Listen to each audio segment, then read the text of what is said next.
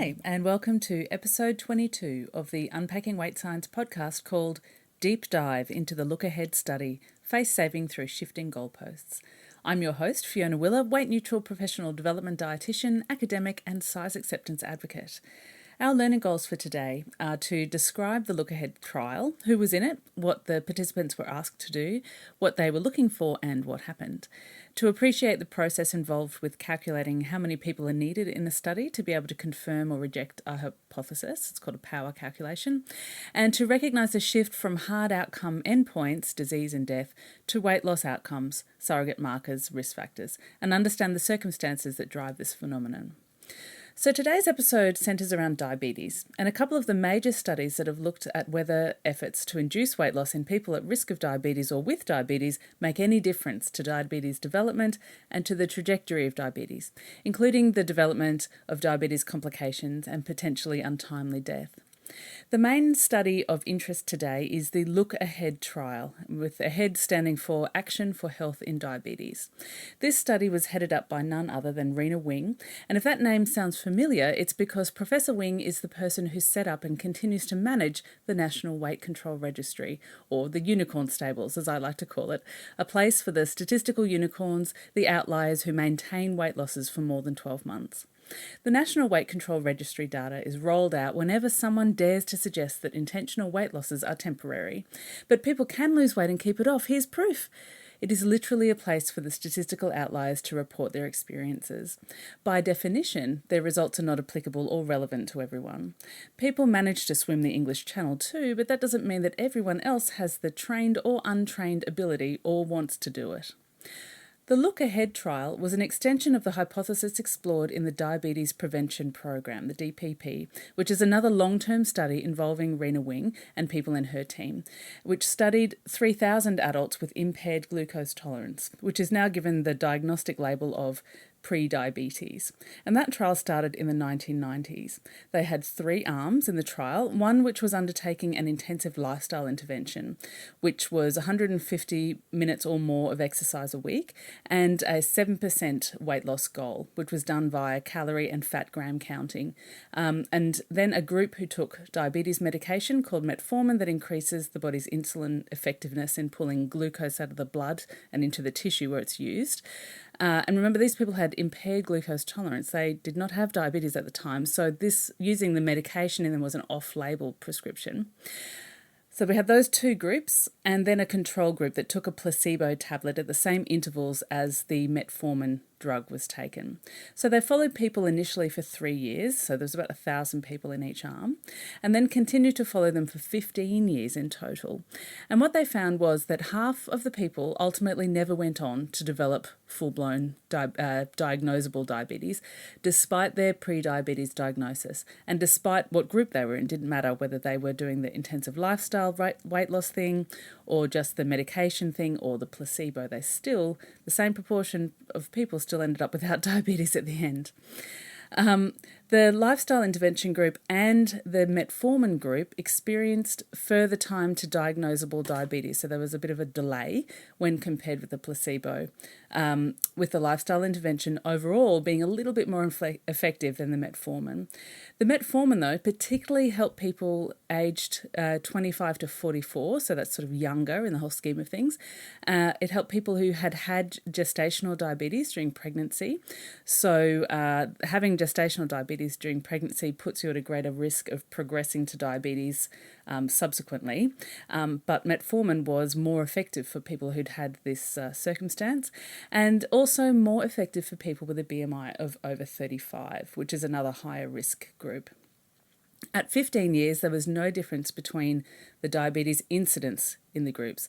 The lifestyle intervention group had experienced delayed progression, but similar numbers got there in the end.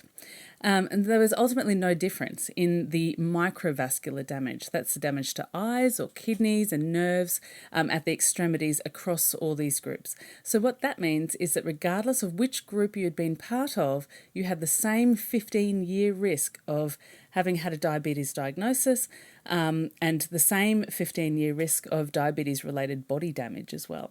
And with diabetes, it's this damage that we care about. That's why we try to control blood sugar levels, because the theory goes that high blood sugar levels are what is doing the damage to those areas, the super delicate structures in the eyes, nerves and kidneys. All diabetes treatments, whether it's lifestyle treatment or medication, aim to reduce the exposure of those tissues to high levels of blood sugar. And with that study, what further post hoc or sort of after analysis of that 15-year data found was that rather than being tied to body weight or body weight change, the retinal damage, that's damage to the eyes and to sight, seemed to be related to a component called HbA1c fluctuation, and kidney damage seemed to be related to blood pressure medication, relatively independent of actual blood pressure levels. HbA1c, the one that related more closely to eye damage, is a measure of how exposed to high levels of blood sugar that the blood has been over the last 3 months, the prior 3 months. It basically looks at the amount of glucose molecules stuck to red blood cells. So red blood cells live for about 120 days, and the more they're exposed to higher levels of blood sugar, the higher the amount of glucose, sugar, sticks to them. And then the higher HbA1c percentage reading. So it's a pretty neat measure, but it isn't able to tell us whether those levels were fewer higher peaks or more frequent lower peaks, or when in the last 3 months those sugar molecules have been picked up by the red blood cells. So this is new information about the connection there with eye damage, but it only came to light when it was published in 2015. So back in the late 1990s, before they knew these longer-term outcomes of the trial, but when they'd noticed that this method of weight loss had been relatively effective, as in they'd achieved an average weight loss in the weight loss group that was statistically significantly different from the non-weight loss groups, they proposed a bigger, longer study of older adults who already had a diabetes diagnosis, the Look Ahead trial, and they wanted half of them to try to lose weight and the other half to receive usual care, and then see if doing so actually resulted in avoidance, delay, or lesser burden varieties of the two deathiest things for people with diabetes, heart attacks and strokes. The first paper about this Look Ahead study was published in 2006, an optimistic paper which detailed the intervention. Their opening line was, "The Look Ahead Action for Health and Diabetes study is a multi-centre, randomised control trial designed to determine whether intentional weight loss reduces cardiovascular morbidity and mortality in overweight individuals with type 2 diabetes." The things that they measured in order to compare groups were cardiovascular disease mortality, death, comparisons of cardiovascular disease risk factors, mortality, diabetes-related metabolic factors and complications, safety of the intervention, indices of general health, quality of life, and economic consequences. They were primarily waiting for people to have either 1, cardiovascular death, including heart attack or stroke, 2, a non-fatal myocardial infarction, that means a heart attack you survive, or 3, a non-fatal stroke, so a stroke that you survive. And then later on they added that they were looking for people who are hospitalised with angina as well. So they were the primary outcomes. The secondary outcomes that they were watching, but they hadn't powered the study to look at in full, the secondary outcomes, consisted of the time to the first occurrence of any of the following. So 1, death from any cause, 2, coronary artery bypass grafting or percutaneous coronary angioplasty. That means that you've had heart graft surgery, basically. You have had the pipes fixed to your heart. The third thing, hospitalisation for congestive heart failure. That's when the muscles are not pumping effectively at all. And carotid endocardiectomy, so you had to have surgery to your carotid artery, or peripheral vascular procedures such as other forms of bypass or angioplasty. So they were really, this is really very heart-focused stuff here. One of the key criticisms of weight loss recommendations based on observational data of usually smaller people versus usually larger people is that it's an invalid argument. Although it makes intuitive sense to assume that making a larger body smaller will change it to have a similar risk profile to an always smaller bodied person, we shouldn't jump in and make recommendations based on those assumptions. We actually have to test if shrinking a body actually does confer some sort of event risk reduction in reality, not just in theory. So remember, observational data, when you're just looking at what's happening, out in the population without meddling with it is for hypothesis building, for building potential theory to test, not for actually making recommendations for people to do anything different. In order to make those recommendations, you actually have to test that your theory or hypothesis works, and you have to do that in a controlled kind of way. So you know a thing is a thing. So everyone in this study had to have type 2 diabetes, and they had to have a goal of no more than 30% of participants using insulin for their blood sugar management in the trial. Participants could be male or female and had to be between 45 years of age and 74 years of age. In the second year of the trial, they upped that bottom age limit to 55 in order to capture more deathy events by having a higher proportion of older people in there. And they had to have a BMI of more than 25 or more than 27 if they were using insulin. And they weren't allowed into the study if their HbA1c, that sticky sugar to red blood cell percentage, was over 11%. They weren't allowed in if their blood pressure was higher than 160 over 100, and they weren't allowed to have had more than a 5 kilo weight loss in the preceding 3 months. They wanted to recruit at least 30% from racial and ethnic minority groups, which is fantastic. And people were recruited via 16 medical centres in the US, and they needed about 5,000 people in the trial so that they could have about 2,500 in each of those groups. These numbers were needed in order to confidently detect an 18% difference in rates of cardiovascular death and events between the intervention group and the control group. And using the population data available at the time of people with diabetes having these cardiovascular events, they predicted that their control group, the one who's they're not asking to do anything in particular, should experience those things at the rate of 3.125% per year. So that is, they expected about 75 people in the control group to die or have a heart attack or stroke each year, and hoped that the intervention group would have fewer of those events, thus proving that the things that the intervention group were doing protected them to some degree against diabetes-related cardiovascular deaths. To qualify for the study, though, if you've already got all of your other criteria set, in order to get into the study, potential participants had to keep a detailed food and activity diary for 2 weeks and pass a fitness test before they would be allowed into the trial. So here in this first step, they're weeding out people who aren't committed or able to jump through the hoops they're going to set for them, and they're moving away from being able to say that their findings then are representative to the general community.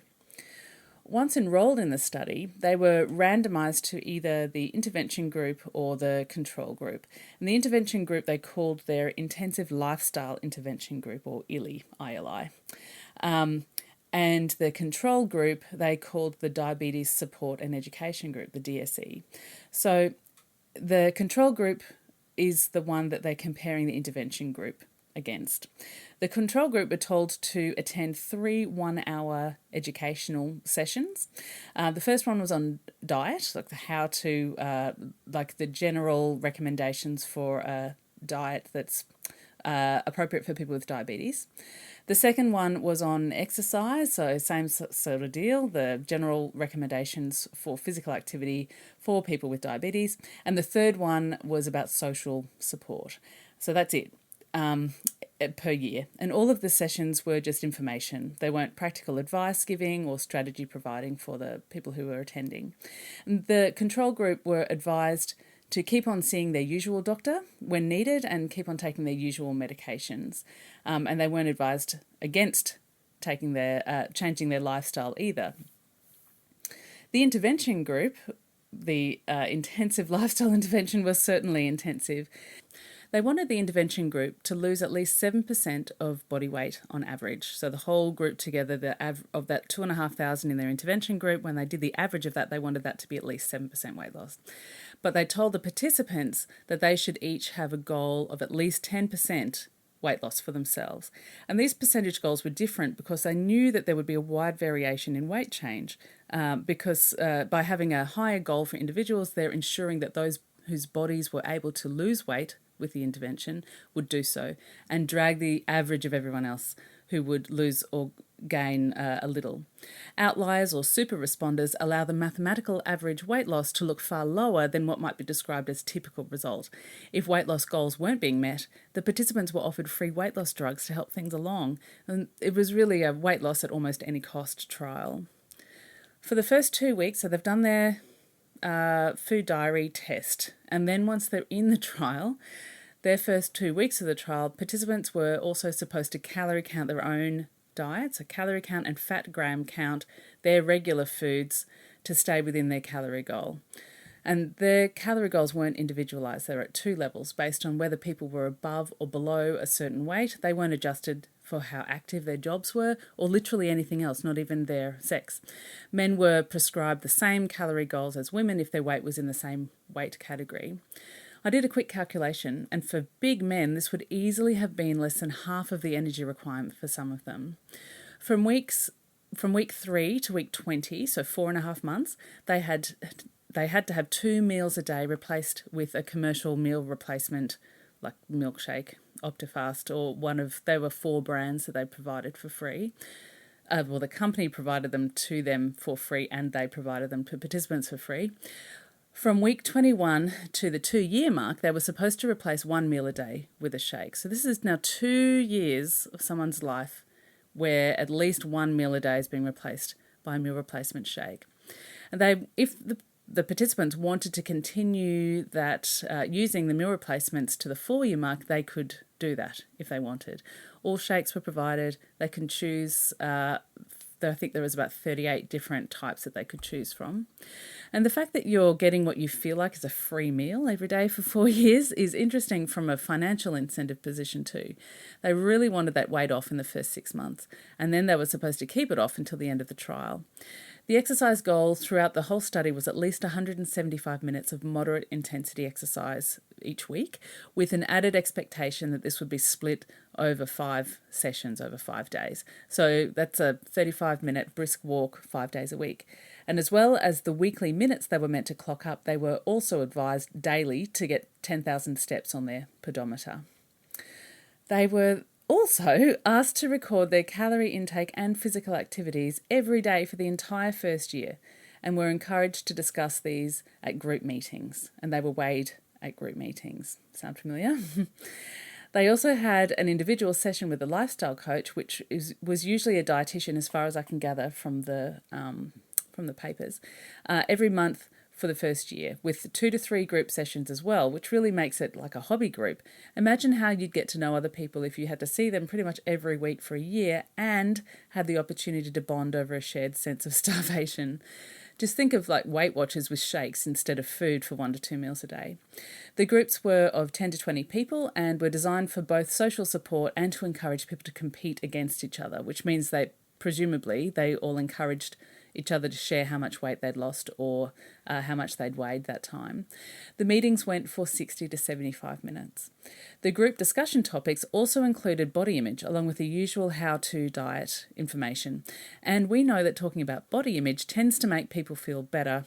And these sessions that the ILI people got would have been about body acceptance and improving body image rather than your body image will be better when you're thin, because they knew these people were not likely to actually get thin. So the quality of life improvements will be influenced by this factor. They note that a really important part of the interventions group program was physical activity, not only to maximise the long-term maintenance of weight loss, but also because physical activity and fitness, independent of body weight, are strongly associated with cardiovascular risk in both people with diabetes and people without diabetes. And yet they didn't get their control group to do that. So we've already got a fair few reasons that the intervention group differs from the control group. They're being more physically active, they're having these meal replacement shakes, they're not having enough overall energy to sustain their baseline weight, and some of them are also taking weight loss drugs. Everyone, intervention and control, is also still seeing their usual doctor. So for those in the control group, standard care at the GP for diabetes type 2 is, weight loss advice. So it's not like they were told to actively have a health-promoting lifestyle but don't try to lose any weight. They were just told to listen to their normal doctor. So when the trial claims that their control group was a weight maintenance group, that's not really strictly correct. They weren't doing anything with them, but their home medical care team certainly would have been. So if we think about this whole intervention, the main meat of the intervention was in the first 4 years. And then more specifically, they wanted the weight off fast within that first 6 months. So what happened?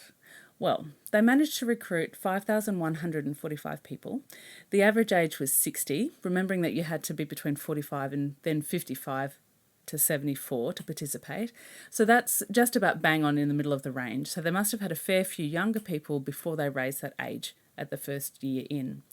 The average BMI was 36-ish, and if it's normally distributed amongst the participants, then 70% of the participants had a BMI of between 30 and 42. But in any case, the participants would have been between 57 years old and 86 years old by the end of the 12th year, so that with at least 48% over the age of 70 when the trial finished. And so what happened at a year? Well, very predictably, they managed a group weight loss in the first 12 months, and also very predictably, they shook those super weight loss responders from the tree. So 37.7% of the intervention group, the ILI group, lost more than 10% of their body weight, and that was compared with 3.3% of the control group doing the same. So that's still 81 people in the control group that sort of met the intervention group's study goal. 17.4% of the ILI group lost between 7 and 10% of their body weight. 12.9% lost between 5 and 7%, and 24.7% lost between nothing and 5%. 7.3% of the ILI group stayed the same weight or gained weight, but I can't find out how much anywhere. No one's reported it, which is interesting in itself. Plus, 20% of those people in the intervention group used Orlistat, which is a weight loss drug that makes you not absorb the fat that you eat it with. Basically, your poo turns to foam, and sometimes you leak from what should be the sealiest of your body seals from month 7 onwards. So in the control group, 44% stayed the same or gained weight, with the rest of them actually losing some weight in the control group. So importantly, when we look at those super responders, the 37.7% that lost 37.7% of the intervention group that lost 10% of their body weight or more, they were more likely to be white, male, between 65 and 74 years at the beginning of the trial, and had more years of education. They were also more likely to have gone to more of the group meetings and individual sessions, more likely to complete more minutes of physical activity in excess of the study goals, and had more of those meal replacement shakes provided to them. And we're talking usually 2 a day for that whole year, remember? So to me, that reflects that it was the people that were more likely to be diet naive, as in they had maybe dieted a few times over their life, but fewer than the rest of everyone. They're more likely to have heaps of time on their hands, hello privilege, and people riding the age-related weight decline that kicks in at about 65 to 70 who experience the largest weight losses. And also relevant is that they later went back and analysed those first 12 months of food diaries and found that people in the ILI group compared with the control group had a higher fibre intake, a lower fat intake. So remember, they were taught how to count and avoid fat grams as part of the intervention. They tended to eat more fruit and vegetables than the control group, had more dairy, and I think that's because of the shakes. From what I can tell in that data, that did include those meal replacement shakes as a source of dairy food. They tended to have less breads, pasta and cereals. And so this is ostensibly a healthier diet as defined by diet indices based on food-based guidelines. It doesn't measure variety within the food groups though, just serves. And it's likely that the use of meal replacements declined as their use of meal replacements declined, that people would have slipped back towards their usual eating patterns. That's what regular humans do. And if you're using meal replacements diligently, those extra fruit and veg serves do give you a sense of eating something when you remember that mostly your nutrition is coming from liquid during that phase. So they were examined annually for most things during the first 4 years, and then some measures also every year, including weight and waist. And if we're only seeing people in a trial every year and the trial is weight loss, you're going to have some people in the background that are weight cycling. And that's not going to be picked up.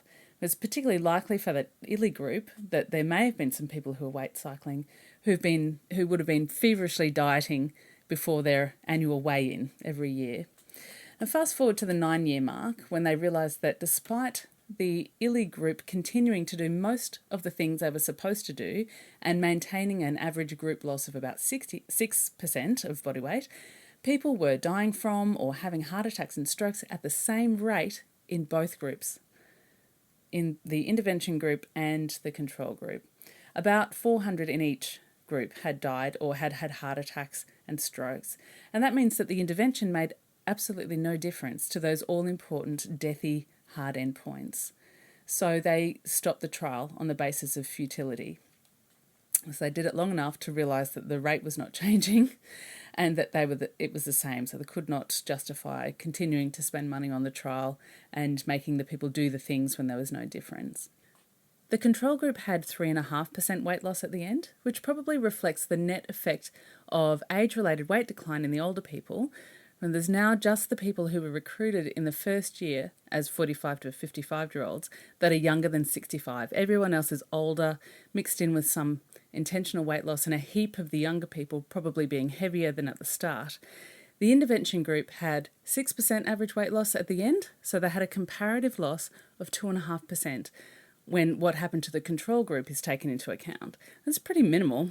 In an observational population study over that time, that would be considered weight stable, 2.5%, easily weight stable. And again, though, that 2.5% masks a heap of spread of results, which ultimately means that the intervention really did not reliably result in weight loss and was ineffective at improving cardiovascular mortality and morbidity in this group, the group most likely to listen to what the doctor says and diligently follow advice. If the intervention was going to work on anyone, it would have been these people. Remember, they anticipated that their interesting events would occur at about 3% per year in the control group? Well, one really notable thing is that the whole study experienced way fewer events than that. Their rate was about 0.7% per year. And this may reflect that the people who can attend healthcare visits and pay for them have lower risk of events. And looking just at deaths, there were surprisingly few. Only 376 people died out of the whole trial over all of those years from any cause. 109 of them died from a cardiovascular cause, but there were only 16 fatal heart attacks all up. 342 people had heart attacks that they subsequently survived, a ratio that may have been quite a bit more deathy had they not been comfortably embedded in a healthcare network, as evidenced by their participation in the trial. Okay, so the main point of the trial, to see whether weight loss coinciding with exercise, meal replacements, hypervigilance, community support and energy deficit reduced cardiovascular mortality and morbidity in older people with diabetes, was shown to be null. So the intervention did not make a difference to those variables in this population. Since then, though, there's been a slew of papers looking at the differences in all the other things they measured between the intervention and the control group. And the rationale for recommending weight loss by these methods to avoid early death is totally demolished. This study has done that. The study also resoundingly showed that lasting weight loss is an unreliable outcome of this kind of dieting for most, even if dedicated efforts are made for years. And that means that when people are prescribed weight loss, the outcome is quite unpredictable in the short term, but even then, any changes seem to disappear in the long term. Regardless of these very important lessons, the hunt was on by this research team to find other reasons to continue to recommend weight loss, even if that wasn't the way the study was designed in the first place. From this study alone, the look-ahead study, post hoc analysis of the data, that's data that you then, once you've done your initial analysis, you then go exploring in the data to see what correlations you can find, has led to papers spruiking weight loss even in subgroup analysis for, here's a list of the publications: retinopathy, nephropathy, depression, medication use, male incontinence, C-reactive protein, adiponectin, HDL cholesterol, physical function, genetic factors, atrial fibrillation, anti-pro-brain natriuretic peptide, no, I have no idea what that is either, disability-free life expectancy, bone loss, type 2 diabetes remission, only based on fasting glucose or HbA1c. That's not really valid to look at it that way. Health-related quality of life, sleep apnea, fracture risk, knee pain, and bariatric surgery. And in case you're wondering, equal numbers from the ILI and control groups ended up having the surgery, about 100 out of each. All of those papers were published after the trial was ceased for futility. Most of those things they found no difference for, usually at the 4-year or 8-year mark, but despite very little difference in terms of clinical significance, what makes a real difference to someone's life, they did manage to squeeze statistical significance out of the data for some of those things.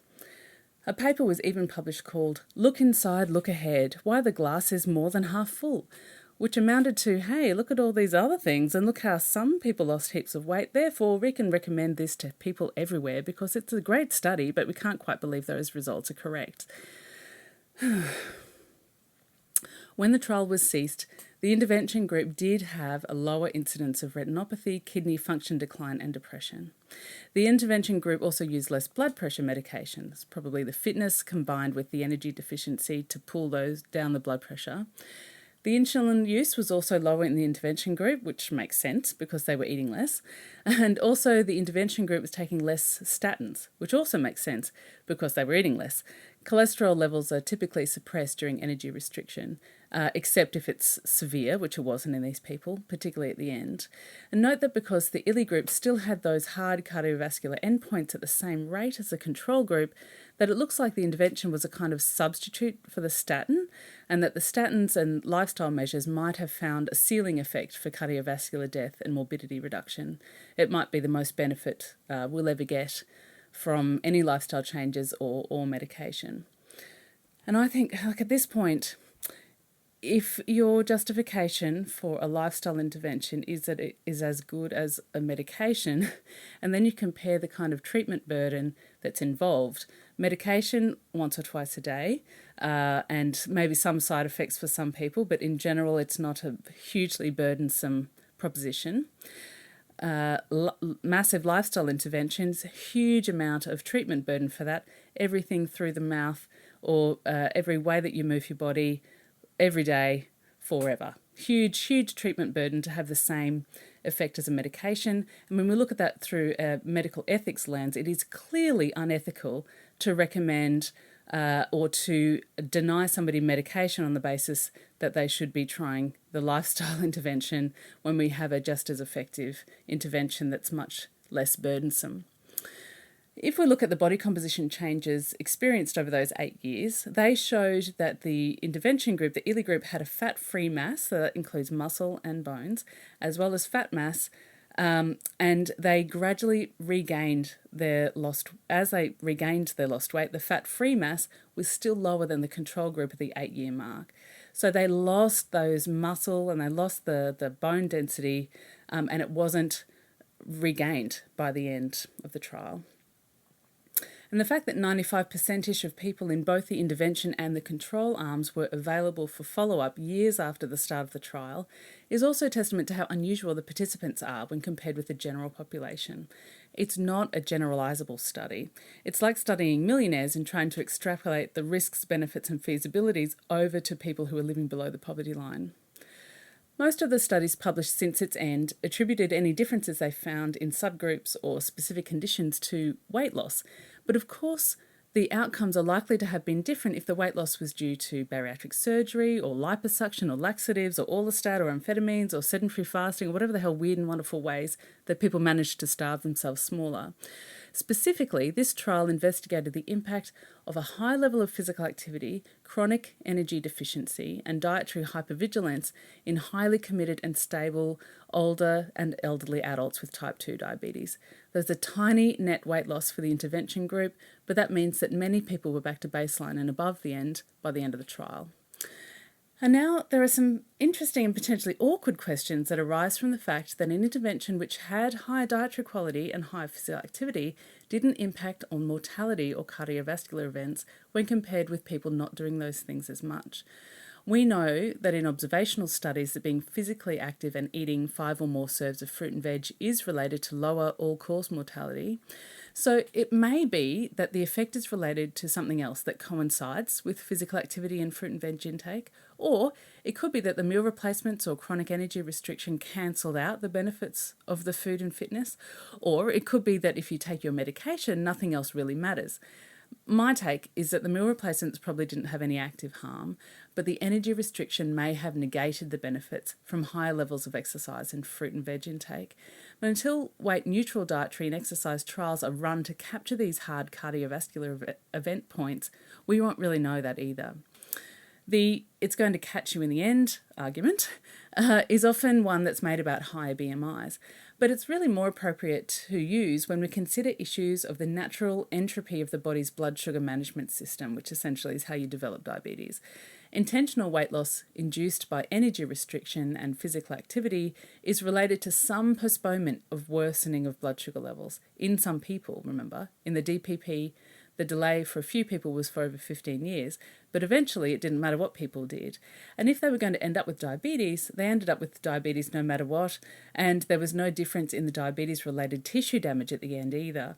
Those who delayed their diagnosis with energy restriction progressed faster to damage when it finally arrived. So it seems that weight loss is not, in fact, a vaccine against disease or a Patronus that battles death. And even if it was feasible and reasonable in an intervention that did actually affect risk, it would still be more like a medication that reduces a risk factor, like a statin or a blood pressure medication. For all medications like these, it's recognised that while huge numbers of people take them, for some of them the medication will have no immediate effect. It doesn't change the risk factor, and in the end, only a few people will have their heart attacks and strokes delayed or avoided. And this is the gamble. You never know whether it's you that will benefit, but taking that pill every day makes it feel like it might be. And the kicker is, no one will ever know if it was you, least of all yourself. It's these unknowable reality caves that we fill in the gaps with our biases and motivated reasoning. And also, like medication, some people have bad side effects to the point that they or their doctor decides it isn't worth it anymore. Their quality of life is reduced by it by more than their benefit. And in these cases, another plan of action is theoretically negotiated with their healthcare provider. They stop taking the medication because they're advised to, or they stop taking their medication because humans, if they have agency and free choice, tend to stop or avoid doing things that they don't like doing, especially if it relates to their own body or doesn't impact anyone else directly. And this is partly how most rigid diets are, thankfully, self-limiting for most people. And what I mean by this is that far more people start diets than are damaged by them, because thankfully a lot of people can't be bothered having to think about food all the time or dislike the physical side effects of whatever they're doing. The higher the perceived stakes of achieving a smaller body, though, the more likely they are to stick to it and get hurt, psychologically or physically. If weight loss dieting was a medication, it would have a side effects insert. It would tend to be trialled for a period to see if it was effective and acceptable for the person, not a blanket prescription for the rest of their lives. And the follow-up consultation after the trial period would include an open discussion of where it didn't work for me, I didn't like it, and I don't want to keep doing it, would be listened to and respected. If the person went to another healthcare provider who suggested it, the person could say, I've tried that, it wasn't right for me, and not be pushed into trying it again after it was already trialled. And this opens the door for different types of diets, of course, but it's a start to normalise not dieting in the population. The Look Ahead study shows us that even in older, diligent people with good reasons to adhere to the protocol, weight loss is temporary and ultimately not sustainable in any significant way. I'll bet that 2.5% weight loss in 8 years has never appeared on an ad for a weight loss product, but it remains the gold standard long-term weight loss trial globally. So really, while Look Ahead should have resulted in the conversation moving away from diets to avoid death, to look at how unreliable dieting is and how good adequate healthcare and medications are, instead the findings have been reframed by some to look, people can lose weight in the long term for these other reasons that we didn't think were super important until just now. The real takeaway message is that you need to take your cardiovascular and blood glucose medication no matter what, if it's prescribed, and if you tolerate it, as it may be as good as trying to starve yourself and do loads of physical activity in terms of avoiding a heart attack. And do try to be rich enough to have a stable retirement and live close enough to healthcare services that you can just go to when you need to. And being male and white wouldn't hurt either. At the very least, that will improve your risk profile above the population baseline. So that's it for this episode. The supporting materials, which include the show notes, research links and self-test quiz, are available upfront for current subscribers, only $5 a month, bargain, or can be purchased in a bundle if you're catching up later. See Unpacking Weight Science for details. And thank you to the wonderful Evelyn Tribbley for suggesting the topic for this episode. Next time, episode 23 is quantitative and qualitative research and their role in weight-neutral approaches. And this episode looks at the nuts and bolts of quantitative and qualitative research methods, why you might use them, and what kind of things they're able to find, using examples from health-oriented size acceptance and Hays-based interventions. So until next time, goodbye.